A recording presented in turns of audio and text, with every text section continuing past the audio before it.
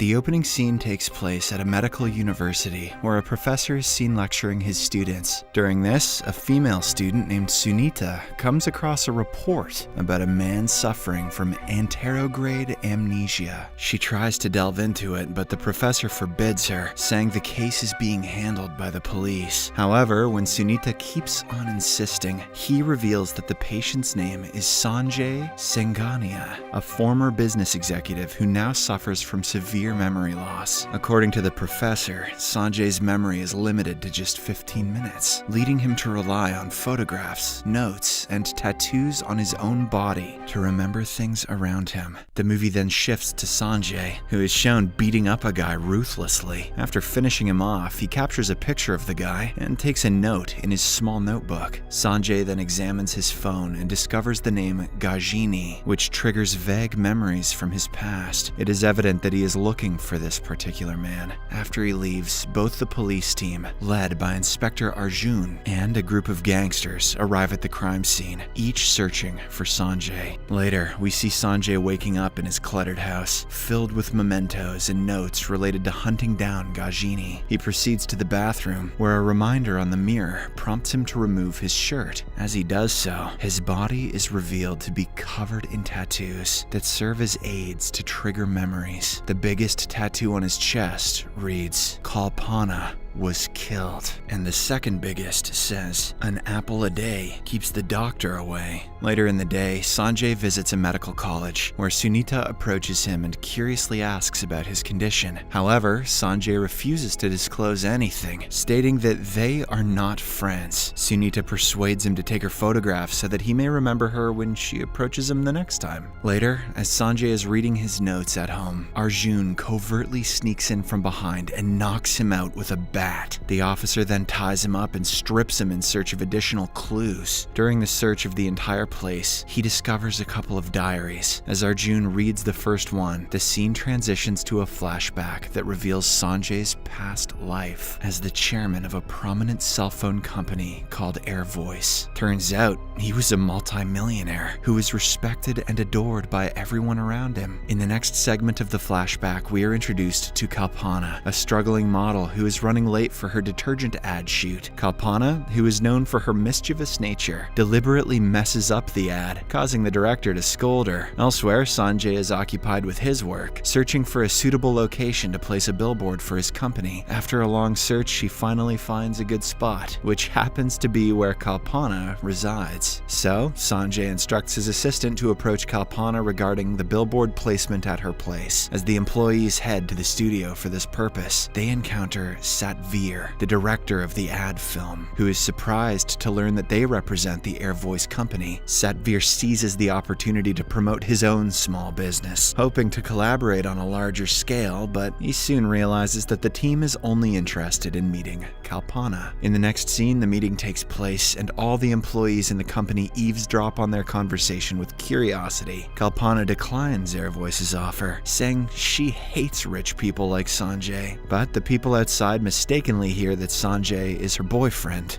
somehow. So, as soon as she comes out of the room, all of her colleagues and even the director begin treating her with special attention. Kalpana is a bit perplexed by their sudden change in attitude, but she decides to take full advantage of it. She plays along with the rumor, and as the days pass by, the director gives her leading roles in several advertisements. One day, Kalpana fabricates a fictional love story and shares it with a reporter who publishes it on the news. This results in an influx of phone calls at Sanjay's office, causing him to feel annoyed. In order to put an end to the rumor, he finally decides to confront Kalpana. While on his way to the shoot studio, Sanjay spots Kalpana, who is currently helping disabled children cross a pothole. He doesn't know that she is the same person involved in the rumor, so he is greatly impressed. But once he enters the studio and meets Kalpana, he is taken aback. The mischievous girl, who is also unaware of Sanjay's true identity, proudly boasts about being his lover. She mentions that they have been on several dates together and are soon getting married. Hearing all this, Sanjay chuckles gently and decides to play along. For now, he pretends to be an auditioner. The next day, he is in the midst of an interview when he suddenly receives a call from Kalpana offering him an underwear advertisement. Sanjay has a really hectic schedule aligned for the day, but he still chooses to visit her. Perhaps he has fallen for Kalpana's charm and innocence. Or perhaps he's just tickled by the word underwear. Following this, he gets into an auto rickshaw and takes a ride through the not-so-wealthy part of the city, which is crammed and polluted. Sanjay is not used to this environment, so he feels a bit uneasy. However, his face lights up when he meets Kalpana. As they make their way to the studio, she encounters a visually impaired man whom she assists in reaching the bus stop. This reveals that although Kalpana is a mischievous girl, she has a heart of gold. Sanjay is also infatuated by her kindness, and so, from that day onward, the two spend more time together, gradually growing closer.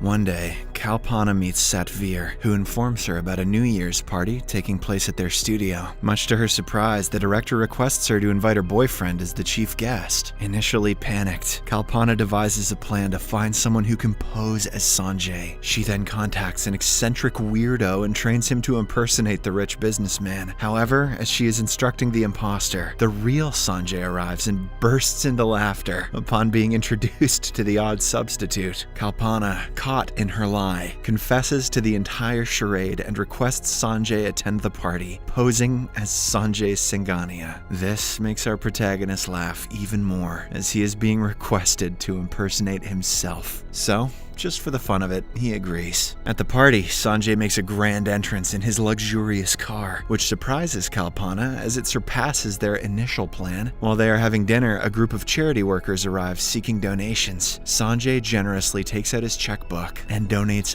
$500,000 to the cause, leaving Kalpana in shock. But despite this unexpected act, she still fails to sense anything amiss. Following the party, the two board a local bus to return home. Kalpana is chattering about the success of their plan, when suddenly, Sanjay says, "I love you," catching her completely off guard. With a nervous face, she then asks for time to think about it. After Kalpana departs, Sanjay decides that he will win her heart as an ordinary man, and if she agrees, he'll reveal his true identity. Back in the present, Arjun completes reading the first diary, but before he reads the second one, he is interrupted as Sanjay regains consciousness and launches an attack on him. A fierce fight ensues, and as the barbaric Sanjay is about to inflict a fatal blow on the inspector, the doorbell rings. Upon answering it, Sanjay finds his former assistant and his doctor. They mention that they want to help him, but Sanjay declines and closes the door. The following day, a reminder prompts Sanjay to carry out his plan to kill his enemy. He infiltrates a college festival where Gajini is the chief guest and a prominent benefactor. As the event begins, a staff member welcomes Gajini, and Sanjay takes a photograph of him. Shortly afterward, he calls Gajini, summoning him to the basement. But since the latter is busy, he sends one of his men instead. Sanjay mistakes the man for Gajini and brutally beats him up. However, upon comparing the picture with the man's face, he realizes that he took out the wrong guy. Suddenly, Gajini arrives there with his armed henchmen, prompting Sanjay to run away without revealing his face. This makes the intimidating villain realize that someone is after him, so he decides to compile a list of his enemies' names and eliminate them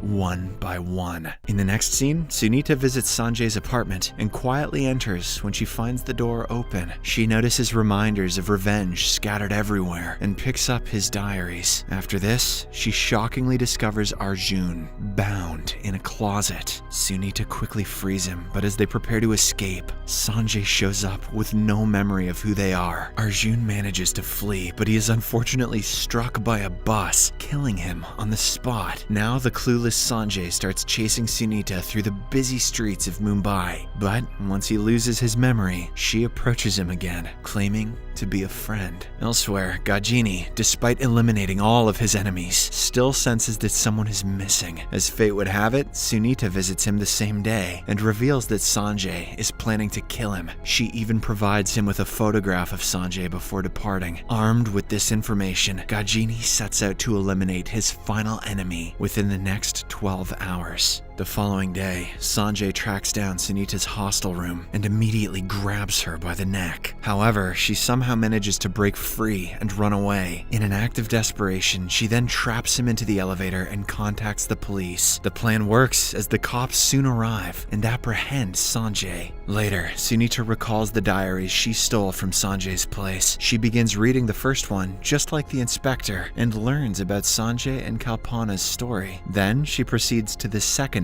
diary, and the movie once again goes into a flashback. Kalpana and Sanjay are together at a romantic park where she suddenly accepts his proposal. This makes our rich hero excited, but as he is about to disclose his true identity, Kalpana interrupts him and opens up about her family. She reveals that her father was deceived by his uncle in a financial matter. This brought the family a lot of hardship and pain, so Kalpana has decided that she won't get married until and unless she is financially stable. Upon hearing this, Sanjay also decides to postpone revealing his true identity. Later, he calls his assistant and gives him the keys to an apartment. Turns out Sanjay was about to surprise Kalpana with this apartment as a gift, but since he couldn't reveal his identity, after all, last thing he wants is for her to know that he's financially stable, he asks his assistant to organize a lucky draw and make Kalpana the winner. This way, she will accept the apartment without any questions. In the following scene, Kalpana is shown at a pawn shop where she sells some of her jewelry to obtain money. With the money she receives, she fulfills one of her dreams by purchasing a second-hand ambassador car. Later, she invites Sanjay to her new apartment to share her happiness. They both step inside at the same time and cement their footprints as a memory. With the formalities done, Sanjay reveals that he will be leaving town for 10 days. But since he cannot tell her about his urgent meeting, he fabricates a story. Sanjay says that he has to go to his village in order to sell some property and fund his mother's medical treatment. Later that night, Kalpana contacts Sanjay, requesting a brief meeting. When he arrives, he is shocked to learn that she has sold her car in order to manage money for his mother's treatment. This deeply affects Sanjay as he feels burdened by the weight of his own lies. He cannot stop thinking about her even on the flight. But in the present, Sunita is dejected to learn that Sanjay has not written any events after this point. Her curiosity about what transpired next intensifies, and she seeks out Satvir to discuss Kalpana. However, he doesn't say much and avoids her questions. Meanwhile, at the police station, the authorities conduct an investigation on Sanjay and uncover the tattoos of memorabilia scattered across his body. In an attempt to unveil his true identity, they begin dialing the numbers tattooed on his body. Surprisingly, one of the numbers belongs to Gajini, who is then summoned to the police station. Gajini recognizes the man right away and informs the officers that he is Sanjay Singhania, the chairman of Airvoice, and a patient suffering from short-term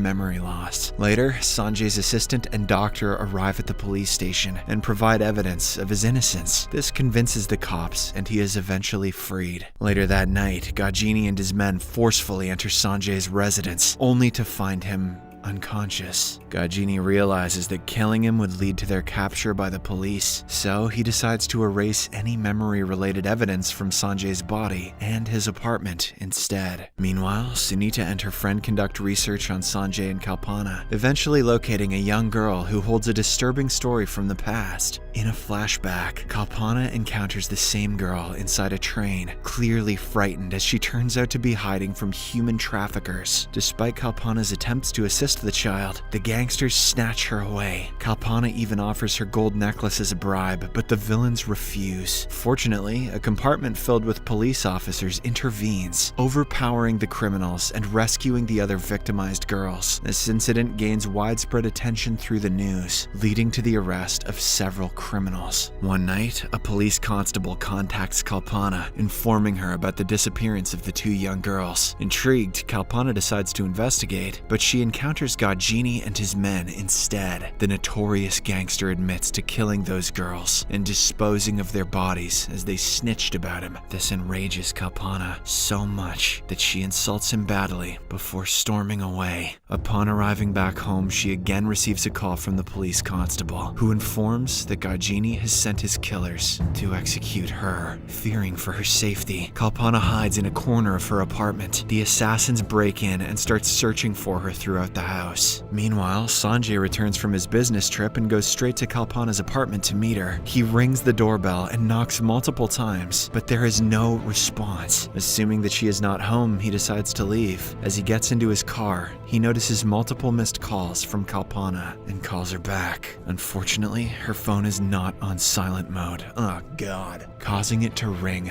loudly. Kalpana hastily answers and explains the dire situation, prompting Sanjay to quickly turn back and head to her place. Shortly afterward, he enters the apartment and discovers Kalpana in a weakened state. He rushes to her side and embraces her, during which she whispers the name Gajini in his ear. "This is no time for dirty talk," he says. It is at this moment that Sanjay realizes Kalpana has been stabbed in the back. But before he can react, Gajini walks into the room and brutally strikes Sanjay's head with an iron rod. He then finishes off Kalpana with a similar blow before pounding Sanjay's head one more time. The 2 deadly shots to his skull are the reason for his anterograde amnesia. Although he somehow survived the incident, he has been left scarred all his life, but the word Gajini echoes through his mind all the time. Now, he only wants one thing: revenge. In the present, Sunita, who has finally uncovered the truth, feels bad for Sanjay and visits him in the hospital. She reminds him of his gruesome past, causing him to break down in tears. But after a while, Sanjay remembers his mission and calls Gajini. He tells the gangster, "I am coming for you," and hangs up. Following this, Sunita assists him in locating Gajini's hideout in a local area, and upon arrival, Sanjay decides to confront him alone. He enters the premises and engages in a fierce battle with Gajini's henchmen. Despite Sanjay being weak and alone, the memories of Kalpana and the feeling of revenge are enough to help him push further, and the fact that none of the henchmen have guns also helps. As Sanjay pummels the villains one by one and ventures deep into the neighborhood, Sunita follows closely behind. Eventually, he confronts Gajini, and a brutal fight ensues between the 2 adversaries. Sanjay easily overpowers the gangster, even though the latter has an army of henchmen. When the situation becomes dire, Gajini attempts to flee, but Sanjay relentlessly pursues him. Along the way, he subdues several goons, and it appears as if he is going to get his man, but just then, his amnesia kicks in, and he forgets all the events that just transpired. As Sanjay wanders aimlessly through the alleys, he coincidentally stumbles upon Gajini. The gangster realizes what's going on, so he pretends to be a friend. But at an opportune moment, he stabs Sanjay from behind and drops him to the ground. Sunita sees this and rushes to his aid, only to receive a harsh, backhanded slap across the face. Now, with both Sanjay and Sunita on the ground, Gajini grabs an iron rod and prepares to reenact the tragic murder he inflicted upon Kalpana, this time targeting Sunita. However, Sanjay unexpectedly throws the same rod that he had been stabbed with towards Gajini. He then courageously gets up, fights the villain, and brings him to the ground. With determination in his eyes, he grasps the iron rod and delivers a single, lethal blow, finally achieving his long-awaited revenge. Gajini is finally dead, and the madness is over. Following this, the movie cuts to 6 months later. We learn that Sanjay now runs an orphanage, which he has named in honor of Kalpana. One day, Sunita pays him a visit and presents him with the cement pad containing the foot impressions of both Sanjay and Kalpana from the past. This heartfelt gift brings a flurry of emotions to Sanjay's mind, and the movie ends as he reminisces the beautiful moments that he got to spend with his one and only love, Kalpana. Subscribe for more videos like this, turn on the notifications, and leave a like to help the channel out. Thank you for watching.